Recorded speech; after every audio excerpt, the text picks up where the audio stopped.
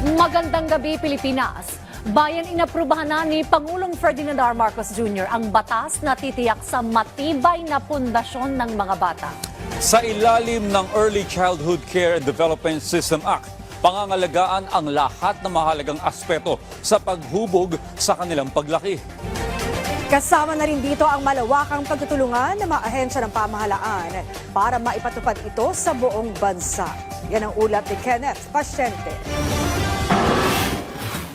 Para lalo pang paigtingin ang pangangalaga sa mga batang Pilipino, nilagdaan ni Pangulong Ferdinand R. Marcos Jr. ang Republic Act No. 12199 o Early Childhood Care and Development System Act na magtitiyak na palalakasin ng edukasyon, nutrisyon at proteksyon para sa mga bata mula pagkapanganak hanggang edad 5. Layo nitong maibigay sa mga bata ang matibay na pundasyon sa pinakamaagang yugto ng kanilang buhay. Ang Early Childhood Care and Development Council ang mangunguna sa pag-aalaga sa mga batang wala pang 5 taon, habang ang Department of Education naman ang mangangalaga sa mga nasa edad 5 hanggang 8. Bahagi rin ng batas ang pagtiyak ng serbisyo para sa mga bata na may kapansanan. Kasama na ang maagang intervention at inclusive education. Kasama sa ipinatutupad na sistema ang malawakang koordinasyon ng mga ahensya ng gobyerno at mga lokal na pamahalaan upang maipatupad ito sa buong bansa. Pinuri naman ni Senate Committee on Basic Education Senator Sherwin Gatchalian ang hakbang na ito ng Pangulo. Ipinunto niya na dapat mabigyan ng pansin ang pundasyon ng kabataan lalo na sa murang edad dahil dito anya nakasalalay ang kanilang pagkatuto.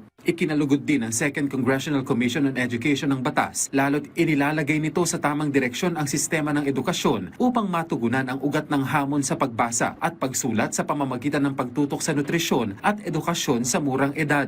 Lumalabas daw kasi sa pag-aaral na matutugunan ang ilang problema gaya ng dropout rates at mapapalakas ang literacy rates kung tutugunan ang foundation years ng mga bata.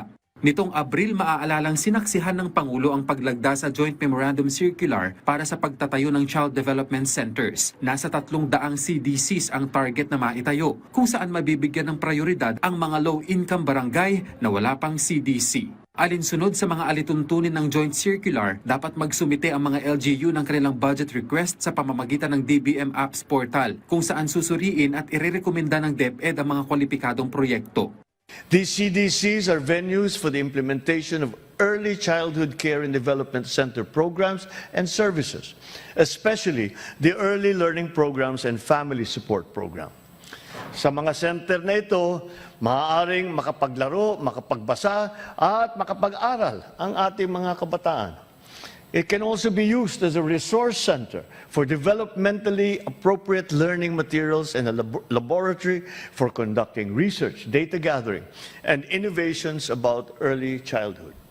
Kenneth Pasyente para sa Pambansang TV sa Bagong Pilipinas.